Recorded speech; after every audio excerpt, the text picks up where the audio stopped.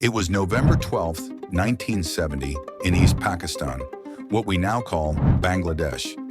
The day was like any other, with fishermen at sea, farmers tending their crops, and families gathering for the evening. But far away over the Bay of Bengal, something monstrous was brewing. By nightfall, the winds began to howl. The sky turned black. Then the unimaginable happened. With winds reaching 115 miles per hour, the Bhola Cyclone smashed into the Ganges Delta, bringing with it a 40-foot storm surge, a wall of water that swallowed entire villages in seconds.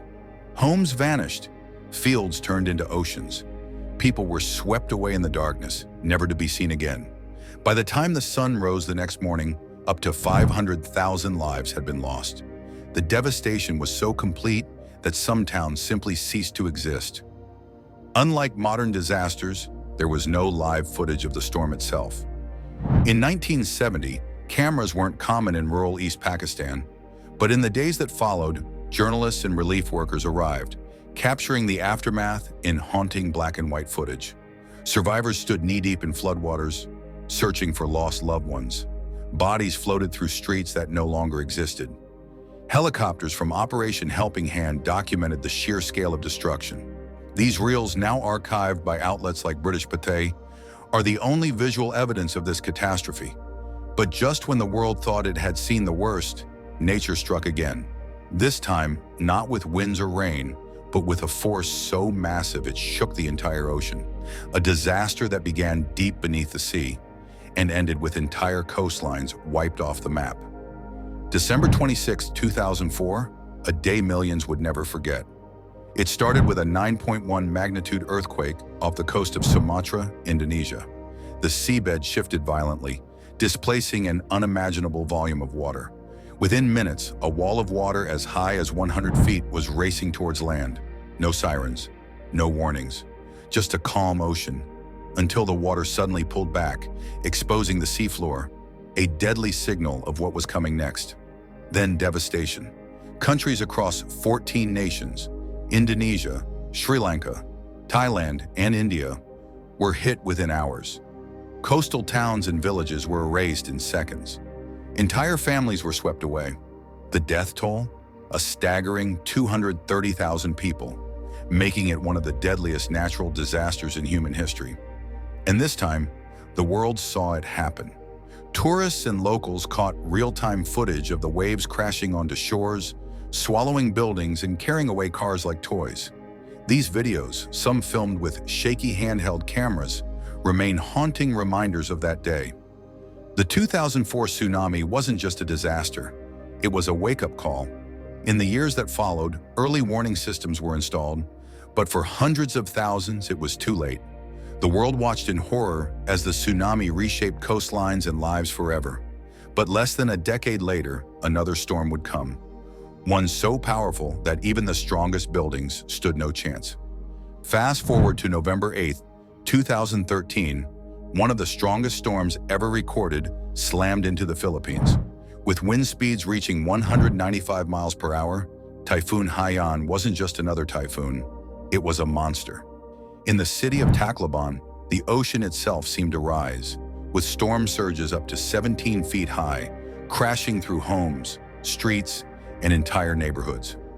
People who thought they had found shelter were suddenly trapped by raging waters. Some clung to rooftops, others were swept away. Over 6,300 lives were lost, though some estimates place the toll at over 10,000. The aftermath was pure devastation. Ships were thrown onto land like toys. Entire communities were wiped out. The images that followed, families searching for loved ones, survivors walking through ruins, bodies lined up in the streets, were heartbreaking. Unlike past disasters, this one was captured in real time.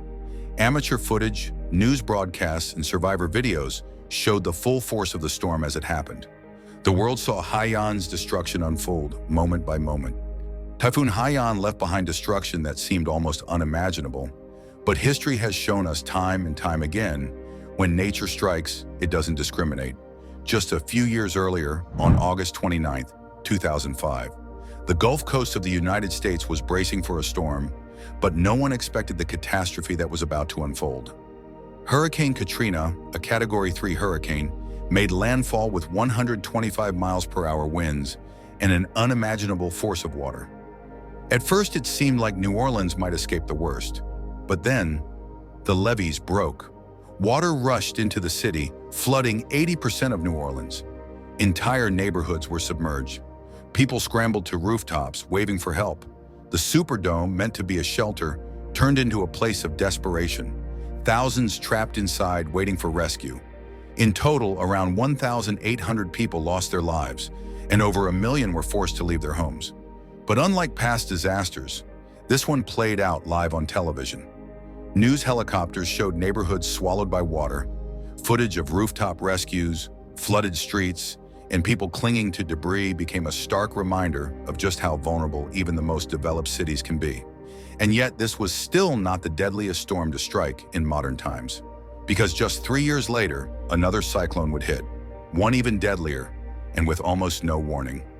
A storm is deadly, but when a government turns its back on its people, the disaster becomes unimaginable. On May 2nd, 2008, Cyclone Nargis tore through Myanmar's Irrawaddy Delta, bringing 135-mile-per-hour winds and a 12-foot storm surge. Entire villages vanished overnight. But what made this disaster even worse? The government refused outside help, leaving millions stranded with no food, water, or aid. Survivors had nowhere to go. Bodies filled the flooded streets, and the true death toll may never be known. With over 138,000 lives lost, it became one of the deadliest cyclones in history. But sometimes the deadliest disasters aren't just storms. There's something far more unexpected. Some disasters bring destruction, but others bring suffering long after the storm has passed. But the storm itself wasn't the worst part. The real tragedy came after. Survivors were left stranded, desperate for food and clean water. Bodies floated in the floodwaters, and disease spread quickly. The world rushed to help, but Myanmar's military government refused most foreign aid. Supplies sat waiting at the borders while people inside suffered. By the time relief efforts finally reached those in need, it was too late for many. Over 138,000 lives were lost, not just to the storm, but to neglect. Nature's fury is unstoppable, but sometimes human decisions make the disaster even worse. Storms are inevitable. Nature's fury is unstoppable, but sometimes human decisions make disasters even worse. The deadliest storms in history have taught us one crucial lesson: we must be prepared. Governments must invest in early warning systems, disaster response plans, and stronger infrastructure. Individuals must know evacuation routes, store emergency supplies, and stay informed. Because when the next big storm arrives, and it will, preparedness is the only thing standing between survival and tragedy. If you found this story eye-opening, subscribe to Timeless Tales for more deep dives into history's deadliest disasters. Stay aware, stay prepared, stay safe. Thanks for watching.